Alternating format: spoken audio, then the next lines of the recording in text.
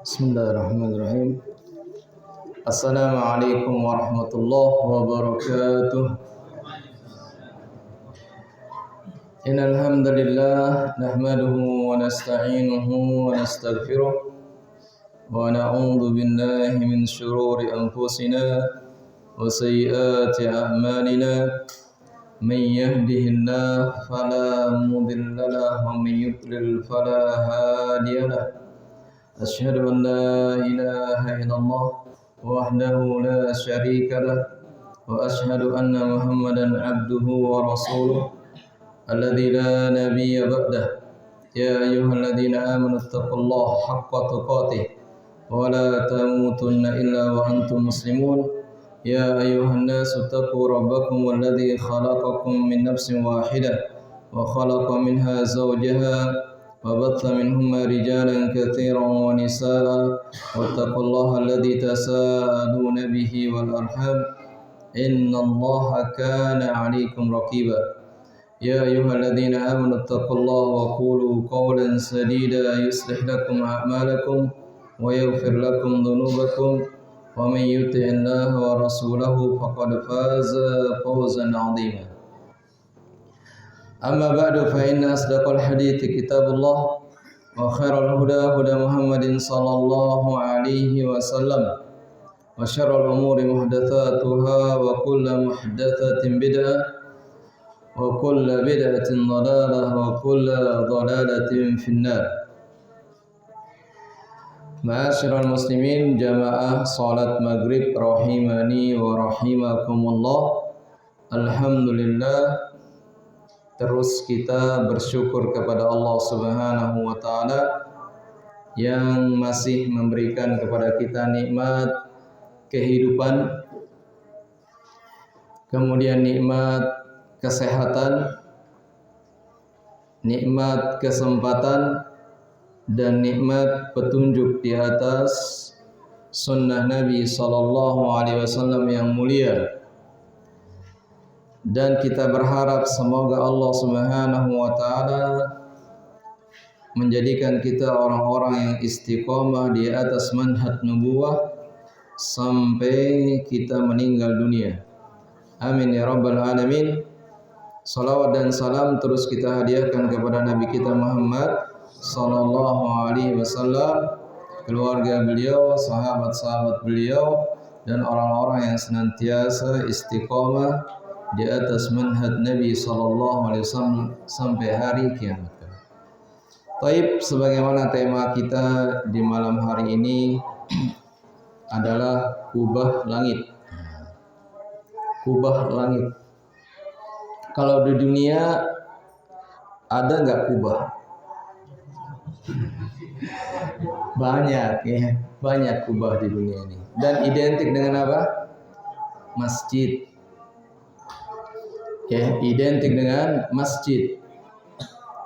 Berarti kubah langit adalah satu tempat di mana para malaikat senantiasa bersolawat dan terus bersolawat kepada orang-orang yang ada di bumi. Ya, tempat ya di mana para malaikat terus bersolawat kepada orang-orang yang ada di bumi. Siapa itu orang-orang yang mendapatkan salawatnya malaikat? Ya, sebagaimana diriwayatkan oleh atau dikeluarkan hadisnya oleh Imam Al-Bukhari dari Abu Hurairah radhiyallahu taala anhu anin Nabi sallallahu alaihi wasallam, al-malaikatu tusalli ala ahadikum ma dama fi musalla ma lam yuhdith. Allahumma ighfir lahu, Allahumma arhamhu. La yazalu ahadukum fi salatin ma damatis salatu tahbisuhu la yamna'uhu an yanqaliba ila ahlihi illa as-salat. Baik, ini adalah landasan kita di pertemuan malam hari ini, yaitu hadis Nabi sallallahu alaihi wasallam yang berbunyi, al-malaikatu tusalli ala ahadikum. Malaikat bersolawat atas salah seorang dari kalian madama fi musalla, selama dia berada di tempat sholatnya. Selama dia berada di tempat sholatnya. Maka di sini ada dua pendapat para ulama kita. Ada yang mengatakan di masjid dan ada yang mengatakan di luar masjid atau selain di masjid. Misalnya ibu-ibu sholat duhur di rumahnya, atau orang yang sakit sholat duhur di tempat tidurnya, ya, atau orang yang sedang musafir dan dia berada di pantai misalnya, ya, dia sholat di situ. Selama dia bertahan di tempat sholatnya dan tidak berpindah, maka dia akan senantiasa mendapatkan sholawatnya para malaikat. Ya. Dan ini pendapat yang lebih kuat karena musalla secara umum tidak terfokus pada apa? Masjid. Sehingga ibu-ibu jangan khawatir tidak mendapatkan salawatnya malaikat. Ya, selama ibu-ibu atau orang-orang yang udzur datang ke masjid menunaikan ibadah salat 5 waktunya dan dia bertahan ya di tempat salatnya sampai datang waktu salat berikutnya, maka selama itu ya dia akan mendapatkan salawatnya malaikat. Malam yuhdits, selama dia tidak batal wudunya. Mau batal salawat itu. Kalau dia batal wudunya, maka berhentilah para malaikat berselawat kepadanya atau untuknya. Ya. Jadi kaidahnya bertahan di situ dan tidak batal wudunya. Kalau tidur gimana? Kalau tidur batal wudunya ya. Enggak dapat salawat malaikat.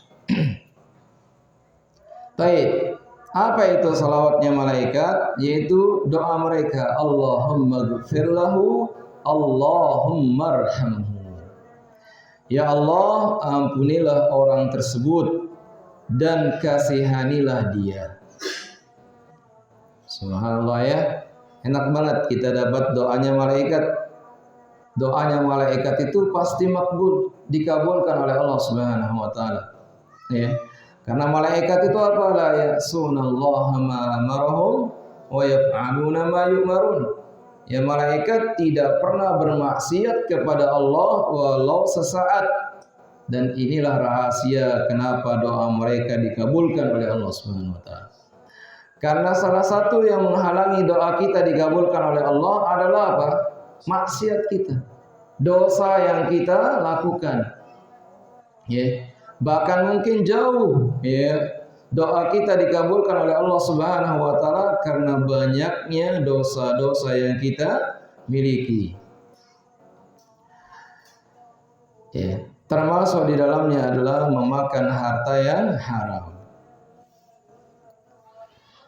Kalau memakan harta yang haram ya, bisa dipastikan kemungkinan doanya sangat jauh untuk dikabulkan. Nah, kepingin dapat doa malaikat, Allahumma ighfir lahu, Allahumma arhamhu, maka niatkan ketika kita datang ke masjid atau ke musalla, ya kita duduk di situ, ya menanti datangnya waktu sholat semata-mata karena Allah Subhanahu wa taala. Tidak dengan tujuan yang lain.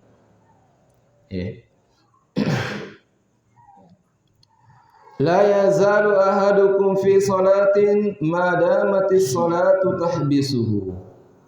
Seseorang senantiasa berada di dalam salat. Maksudnya dia dianggap sedang salat meskipun dia sedang duduk. Madamatis salatu tahbisuhu, selama salat yang lain menahannya. selama sholat yang lain menahannya untuk pergi meninggalkan masjid atau untuk berpindah dari tempat sholatnya menuju tempat kerjanya misalnya. Ya. Kan orang kalau istirahat misalnya pegawai itu jam 12 ya. 12 masuk musola di kantor atau di masjid, ya sholat, ya nunggu sampai jam berapa? Jam 1. Ya. Jam 1. Setelah jam 1 pindah tempat duduknya ke kantor, sibuk dengan urusan dunia. Ya. Taib. La yamna'uhu an yanqaliba ila ahlihi illa shalah. Tidak ada sesuatu yang menahan dia untuk kembali pulang ke keluarganya atau kembali ke tempat kerjanya, ya, illa shalah, kecuali salat. Loh, kan suena toko, suena ule sampai asan dan ule-ule lekan dohor. Ya, ternyata apa? Dia nunggu waktu datangnya salat asar. Dicari lagi, ternyata apa? Sampai maghrib dia dulu. Masya Allah, ya. Luar biasa itu. Nah, dari duhur sampai maghrib. Ada nggak yang seperti itu? Ada. Sampai bilang nggak ada. Ada. Ya, ada. Ya. Dan dia juga nggak itikaf juga. Ada. Baik. Sekarang bagaimana prakteknya para salafus saleh terkait dengan hadis ini? Ibnu Wahab rahimahullah taala menyebutkan, ra'aitu Thawriya fil haram ba'dal maghribi shalla thumma sajada sajdatan falam yarfa' ra'sahu hatta nudiya lil isya. Aku pernah melihat Sufyan Ats-Tsauri berada di Masjidil Haram. Setelah selesai sholat maghrib, dia sholat sunnah. Dan ketika dia sujud, dia tidak mengangkat kepalanya sampai adzan isya dikumandangkan. Ya. Sampai adzan isya dikumandangkan. Nah, berarti lama ya. Sujudnya aja lama tuh, bukan duduk. Sujudnya lama. Sampai 1 jaman ya. Sujud saja. Luar biasa. Makanya Sufyan Ats-Tsauri ya, di antara lakabnya adalah sajjad. Orang yang lama sujudnya atau orang yang banyak sujudnya. Ya, sajjad bisa diartikan banyak sujud dan bisa diartikan lama sujudnya. Nah, kalau dari sini jamaah, kesempatan terbaik bagi kita yang sibuk di dunia ini, ya kan, sibuk di sawah, sibuk di ladang, sibuk di mana, pasar, sibuk di tempat kerja, maka maghrib dan isya itu adalah kesempatan terbaik untuk kita mengamalkan hadis ini, menunggu datangnya waktu sholat setelah kita sholat. Ya. Karena penafsiran menunggu waktu sholat itu bisa artinya kita datang ke masjid ya, sebelum adzan, kemudian kita duduk ya, menunggu apa? Waktu iqamah. Waktu apa? Iqamah. Dan bisa berarti ketika kita selesai melaksanakan satu sholat wajib, kemudian kita bertahan di masjid atau di tempat sholat kita sampai datangnya waktu sholat berikutnya, maka ini yang diambil oleh sebagian ulama, bahkan sebagian ya seperti Ibnu Rajab Al-Hambali, Ibnu Hajar dan yang lainnya, ya inilah yang dimaksud oleh hadis Nabi, intidharus shalah ba'da shalah. Oke. Baik. Pilih yang mana? Pilih yang mana? Yang mana-mana sudah. Ya. Yang penting kita punya kesempatan. Ya. Yang minimalnya ya minimal ini dari sholat maghrib sampai sholat isya. Ya. Ya, seperti ini kita duduk kajian dan alhamdulillah banyak kajian-kajian yang dilakukan setelah sholat maghrib. Ya, mudah-mudahan itu termasuk ya dalam apa hadis Nabi, intidhar shalah ba'da shalah. Selama itu kita akan mendapatkan doanya malaikat. Ya, makanya dalam hadis yang lain, nazalat alaihim sakinah wa haffathumul malaikah. Ya. Wa ghasyiyatuhumur rahmah. Jadi orang yang duduk di masjid ya, kemudian dia murajaah Al-Qur'an atau membahas satu ayat dari ayat-ayat Al-Qur'an ya, maka dia itu ya ghasyiyatuhumur rahmah. Rahmat meliputinya. Dia terus diputi rahmat Allah Subhanahu wa taala. Bagaimana tidak? Malaikat berdoa apa tadi?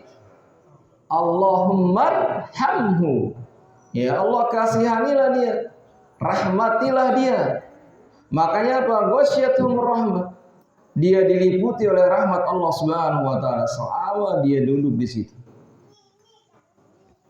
Dan rahmat ini akan dia bawa pulang, ya kan? Dia akan bawa pulang ke rumahnya. Tidak hanya rahmat, ya wa nazalat alaihimus sakinah, dan turun kepadanya ketentraman, ketenangan jiwa. Ya. Nah, karena ngaji ya, ikhlas kita ngaji insyaallah ya, tenang jiwa kita ya. Ya. Kita akan mendapatkan ketenangan seperti yang tidak didapatkan oleh orang yang tidak pernah ya duduk bermunaqasyah murajaah akan ayat-ayat Allah Subhanahu wa taala dan hadis-hadis Nabi sallallahu alaihi wasallam. Baik.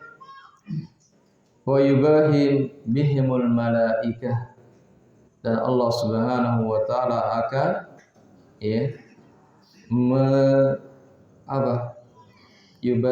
membanggakan mereka, menyebutkan mereka di hadapan para malaikat, atau para malaikat akan menyebutkan ya mereka ya di tengah-tengah kumpulan malaikat.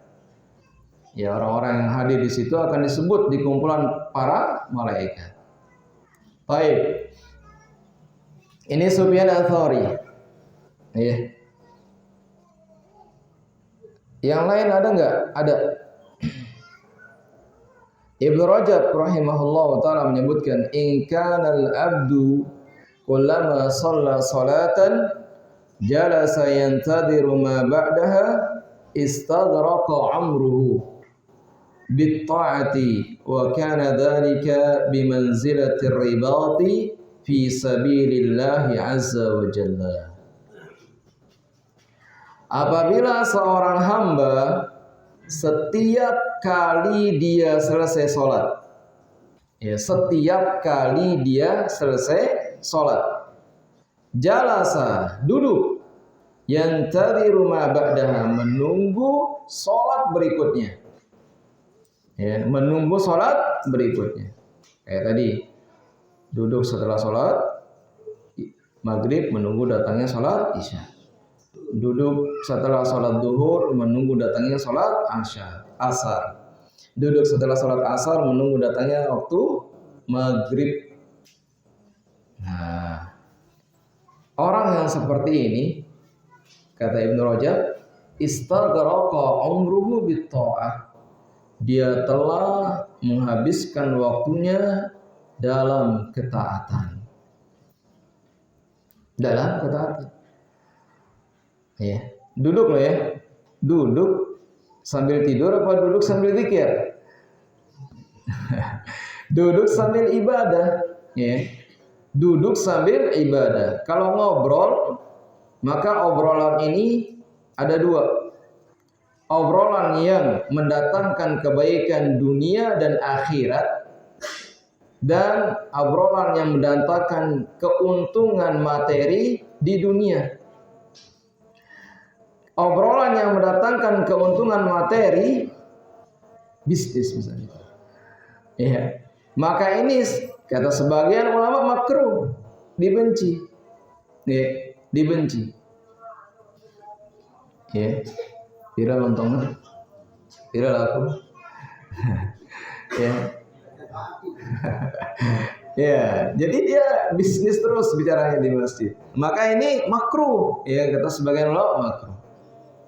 Ya. Adapun kalau kemaslahatan duniawi, misalnya ya apa dakwah di mana, belajar di mana, ya sehat kabarnya atau apalah gitu ya, yang tidak ada bau-bau bisnisnya, maka itu tidak masalah. Ya. Yang paling penting adalah berzikir kepada Allah Subhanahu wa taala, membaca Al-Qur'an, ya. Atau bisa baca buku, ya baca kitab, ya belajar di situ, maka ini adalah kesempatan yang sangat baik sehingga wajar kalau Ibnu Rajab mengatakan apa? Istaghraqa umruhu bitta'ah. Dia menghabiskan umurnya dalam ketaatan. Ya. Makanya perhatikan kalau bicara bisnis gimana nih? Wa kana dzalika bi manzilatir ribat fi sabilillah. Maka perbuatan ini seperti orang yang sedang berjaga-jaga di jalan Allah Subhanahu wa taala. Ya, berjaga-jaga di perbatasan antara kaum muslimin dengan orang-orang kafir. Jangan sampai orang-orang kafir masuk ke tanah kaum muslimin atau ke barisan pasukan kaum muslimin. Makanya perlu berjaga-jaga di situ. Nah, kalau jaga-jaganya bicara bisnis mana tuh? Yang saking asyiknya berbicara bisnis lupa ada musuh nyelinap misalnya. Ya kan? Atau orang yang berjaga-jaga di misalnya di penjara gitu ya. Di penjara ada menara. Kira-kira kalau orang berjaga di menara itu dia berdiri muter-muter gitu kan? Ya, lihat bawah, lihat samping, lihat ini. Awas, namanya dia jaga. Ya. Atau dia lihat HP tuh. Ya. Atau dia asik ngobrol dengan temannya. Sehingga apa? Ya, penjagaannya menjadi kendor. Nah, yang seperti ini tidak diterima. Yang diinginkan adalah seorang yang fokus berzikir, berdoa, bermunajat, membaca Al-Quran, dan melakukan berbagai macam bentuk ketaatan selama dia berada di masjid. Maka inilah yang dinamakan ribat fi sabilillah, berjaga-jaga di jalan Allah Subhanahu wa taala. Baik. Kenapa harus ibadah? Kenapa harus taat? Kenapa enggak bicara bisnis, apalagi bicara yang apa misalnya yang sia-sia, apalagi dosa? Perhatikan kata Sa'id Ibnu Sayyib rahimahullah ta'ala. Man jalasa fil masjidi fa innama yujalisullah azza wa jalla. Dalam redaksi yang lain fa innama yujalisu rabbahu. Barang siapa yang duduk di masjid, ini masjid apa enggak? Masjid kan? Masjid, iya masjid. Salat 5 waktu di sini kan? Iya. Tapi bukan masjid jami'. Masjid jami' adalah masjid yang di situ ada salat Jumatnya. Barang siapa yang duduk di masjid, ya, dia hanyalah duduk bersama Allah Subhanahu wa taala. Dia sedang duduk bersama Allah. Ya. Kenapa? Karena masjid itu adalah rumah Allah. Rumah Allah di dunia di mana? Di masjid. Ya, kata para sahabat, ya annal masajida buyutullah. Masjid itu adalah rumah-rumah Allah. Lalu bagaimana mungkin Allah tidak akan memuliakan tamunya ketika ya orang-orang datang bertamu ke rumahnya? Kira-kira nih, kalau kita datang ke rumah orang yang kita hormati, kita segani, orang yang berwibawa, kita jaim apa enggak? Jaga image apa enggak itu di rumah itu? Oh, tutur katanya bagus. Nggak mungkin cengengesan, ya pecicisan, nggak mungkin lah. Ya, apalagi ngomong jorok, ya melakukan perbuatan kotor, ya atau apa sikap yang tidak pantas, nggak mungkin. Demikian pula orang yang datang ke masjid, kalau obrolannya apa jorok, ya nggak dapat tuh, nggak dapat salawatnya malaikat, ya nggak bakalan dapat, ya. Kenapa? Karena tidak pantas bagi seorang, ya kecuali berbicara yang baik, bersikap yang baik, dan berbuat yang baik di rumah Allah Subhanahu wa taala. Wa qala aidan, dia juga berkata, ma adzana al-muadzinu mundu 30 sanatan illa wa ana fil masjid. Sa'id Ibn Musayyib mengatakan, tidaklah seorang muadzin mengumandangkan adzan sejak 30 tahun lamanya kecuali aku sudah berada di dalam masjid. Wah, 30 tahun. Kerja enggak ya? Kerja lah ya. Kerja. Ya. Kerja, tapi apa?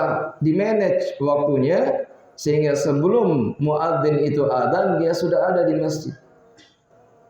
Selama 30 tahun. Luar biasa ya. 30 tahun. Ya kira-kira kita bisa nggak ya? Insya Allah. Kalau Allah apa? Berikan apa? Hidayah. 30 tahun. Nunggu datangnya waktu sholat. Sholatnya 5 waktu. Berapa sudah doa malaikat yang dia dapatkan?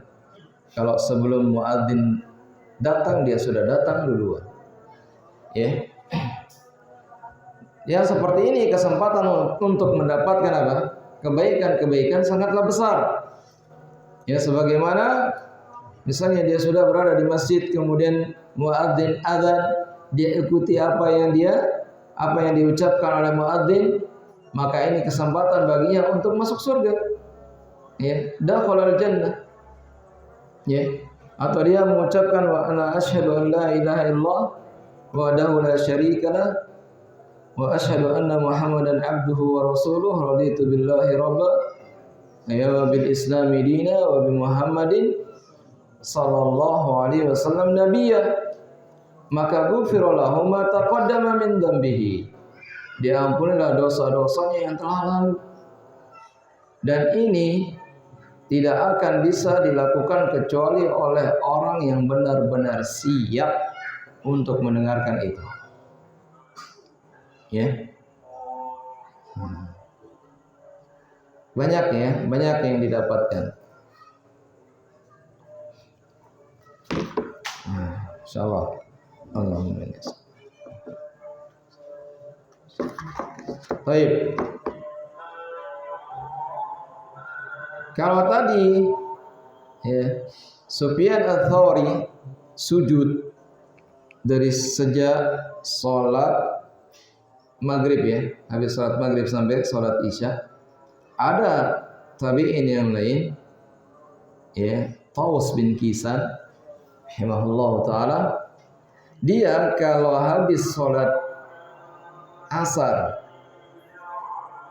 di hari Jumat maka dia tidak membalikkan tubuhnya sampai ya tenggelamnya matahari.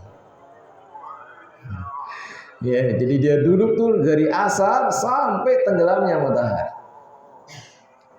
Karena pada waktu itu adalah waktu mustajabnya doa di hari Jumat. Ya, banyak pendapat ulama terkait dengan doa yang mustajab di hari Jumat, tapi yang lebih ya mendekati kepada kebenaran adalah apa? yaitu antara ya asar dan maghrib. Antara asar dan maghrib di situ ada saat-saat di mana doa itu dikabulkan. Makanya Taus bin Kisan tidak membalikkan tubuhnya, dia fokus ya dari habis asar sampai maghrib setiap hari Jumat.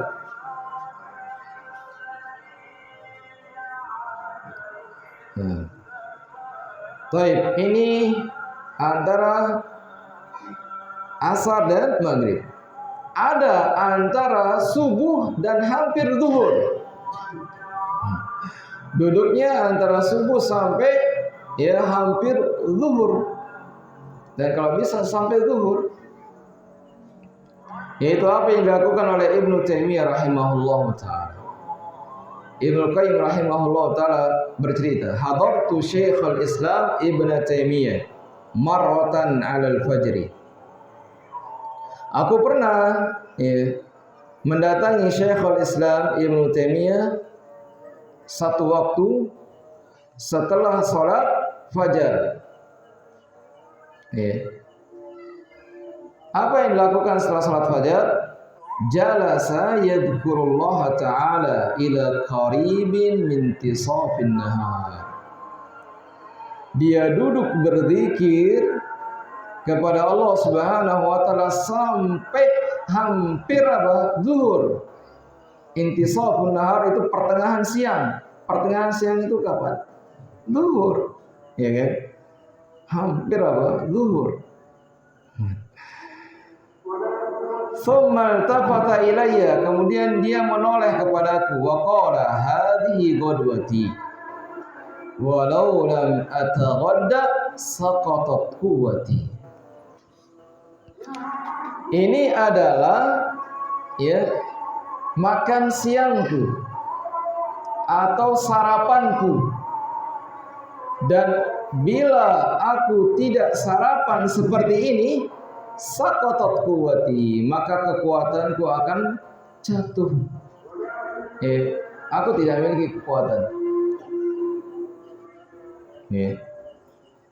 Ternyata yang dia konsumsi adalah gizi hati.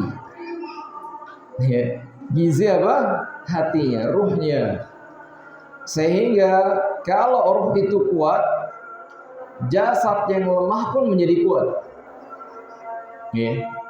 Tapi kalau ruh itu lemah, jasad yang kuat menjadi lemah.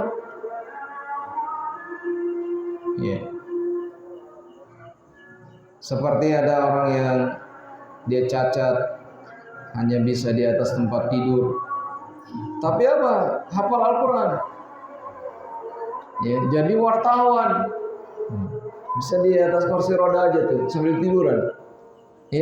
Tapi hafal Quran, jadi wartawan olahraga, terus nikah, punya anak lagi. Nah, gimana tuh? Berarti gizi hati yang dia penuhi, rohnya yang dia kuatkan.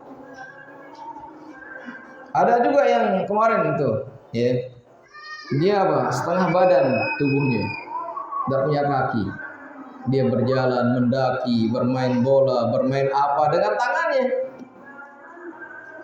Punya perusahaan besar, perusahaannya. Apa yang dia kuatkan? Ruhnya, hatinya. Kalau hatinya kuat, yang lemah bisa menjadi perkasa.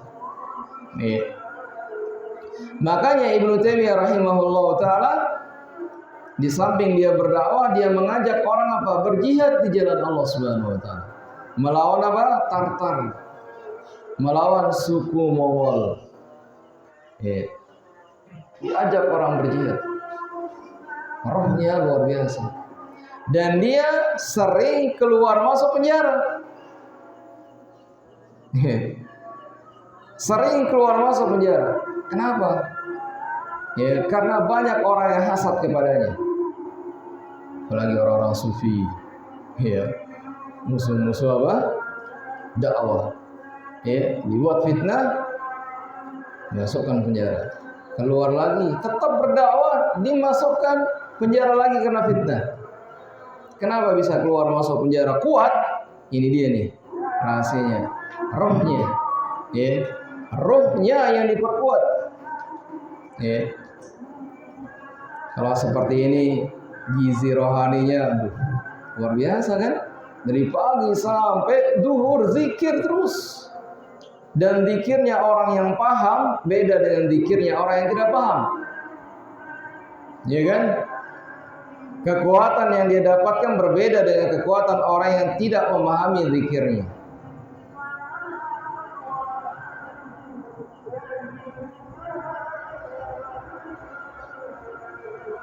Lanjut. Qala Ibnu Battal. Jadi ada orang yang dari subuh sampai apa? Zuhur duduk di masjid berzikir kepada Allah Subhanahu wa taala. Itu Ibnu Taimiyah rahimahullah taala. Makanya Allah Subhanahu wa taala, Nabi SAW menjanjikan bagi siapa yang pertama kali datang ke masjid di hari Jumat seperti orang yang berkorban dengan seekor unta. Kenapa? Karena banyak yang didapatkan. Terutama tadi doa malaikat itu terus Allahumma firlahu, Allahumma arhamhu terus. Kalau 5 jam dia di masjid, 5 jam dia mendapatkan doanya malaikat. Mendoakan untuknya apa? Ampunan dan rahmat.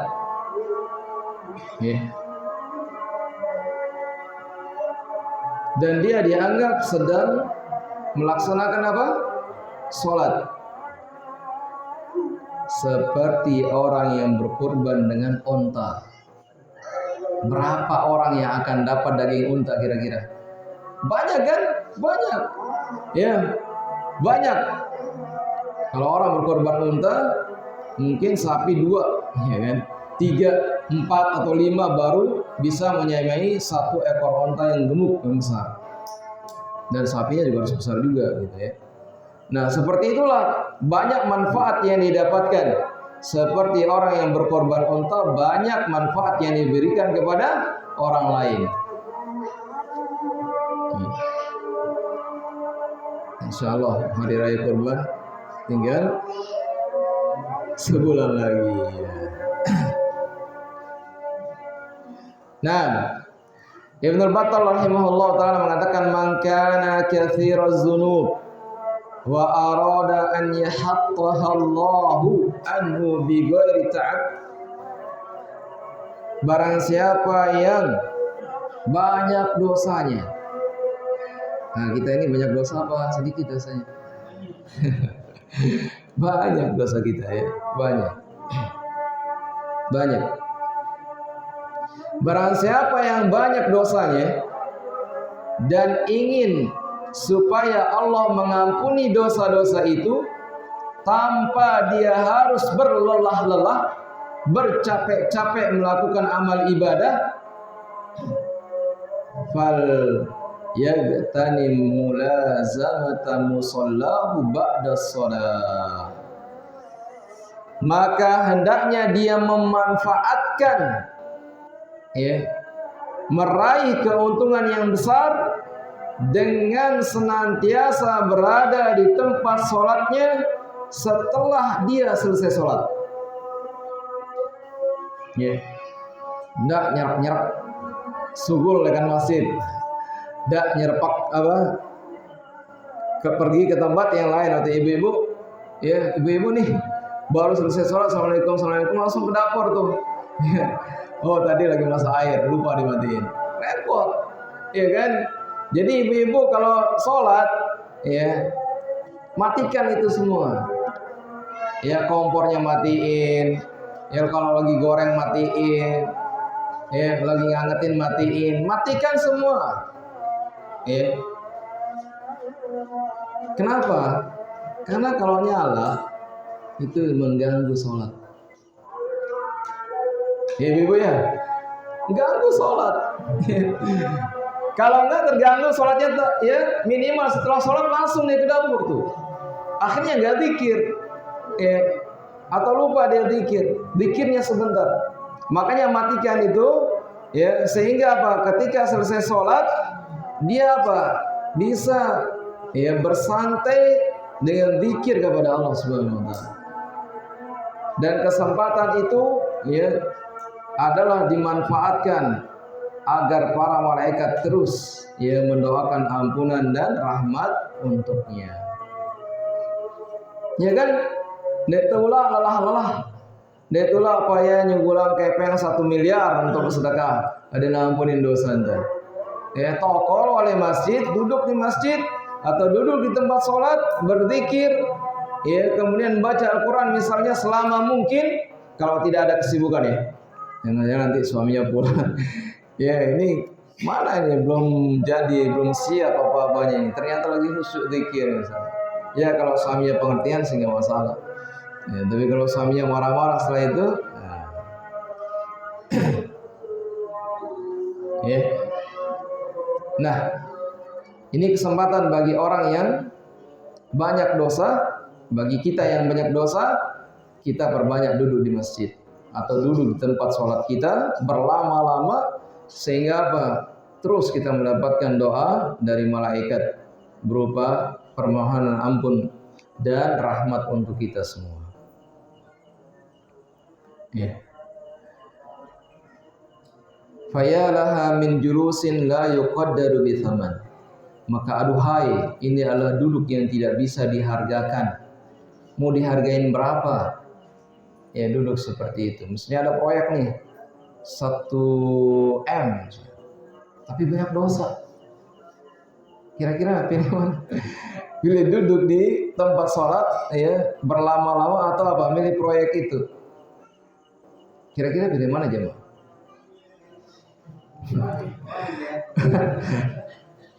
Ya, kalau pilih proyek mati, ya, sementara dosa banyak. Atau apa? Duduk bertahan karena banyak dosa, nggak tahu mati kapan kan?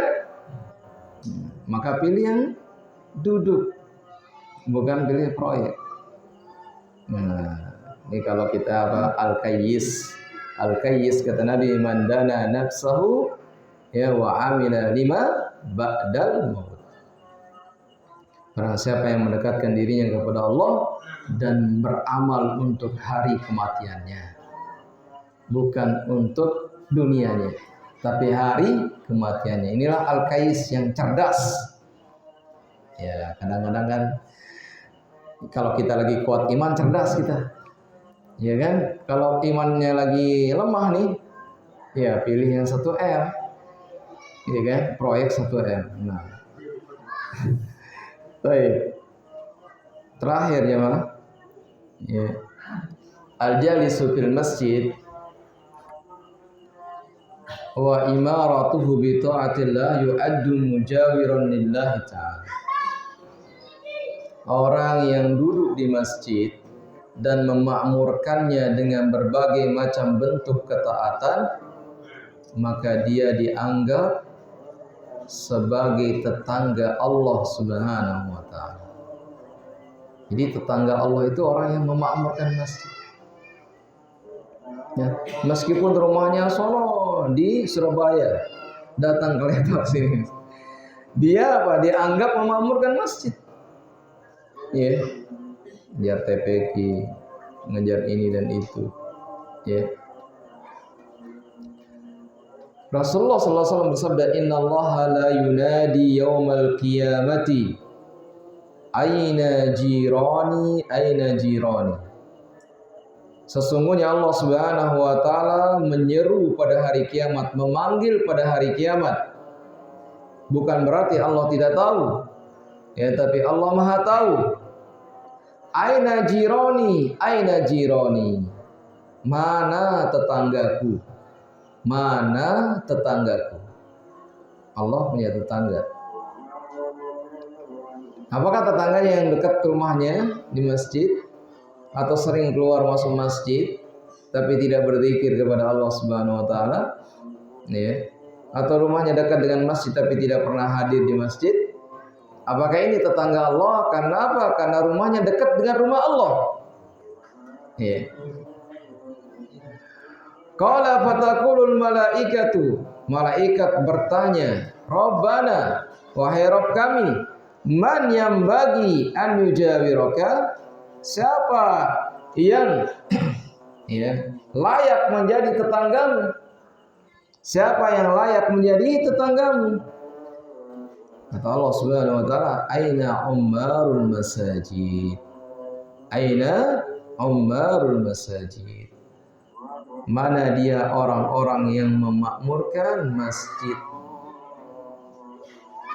Jadi orang-orang yang memakmurkan masjid itulah tetangga-tetangga Allah. Ya. Orang-orang yang apa? Memakmurkan masjid. Bagaimana cara memakmurkan masjid? Banyak caranya. Ya, banyak caranya. Ya. Bisa dengan harta, bisa dengan tenaga, bisa dengan apa? Pikiran, bisa dengan apa? Duduk di masjid melakukan berbagai macam bentuk ibadah. Kita nggak punya uang untuk bangun masjid. Kita nggak punya ide-ide brilian untuk memakmurkan masjid. Tapi kita hanya bisa datang ke masjid untuk sholat 5 waktu. Maka inilah ya cara kita memakmurkan masjid Allah Subhanahu wa taala.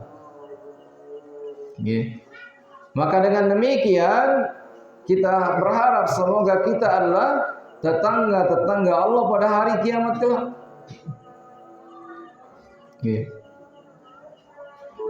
Karena apa? Karena orang yang memakmurkan masjid Allah itu adalah orang yang beriman kepada Allah Subhanahu wa taala. Kemudian beriman kepada hari akhir. Menegakkan salat, menunaikan zakat dan takut kepada Allah Subhanahu wa taala. Dalam surat At-Taubah ayat 18 Allah Subhanahu wa taala berfirman, "Innama ya'muru masajidallah man amana billahi wal yaumil akhir." Satu. Man amana billahi wal yaumil akhir. Orang yang beriman kepada Allah, ini adalah orang yang akan memakmurkan masjid Allah. Kedua, orang yang beriman kepada hari akhir, takut kepada hari akhir, dialah yang akan terus memakmurkan masjid Allah Subhanahu wa taala. Yang ketiga, nah ini dia nih. Wa aqama shalah, menegakkan salat. Salat 5 waktu di masjid. Ya.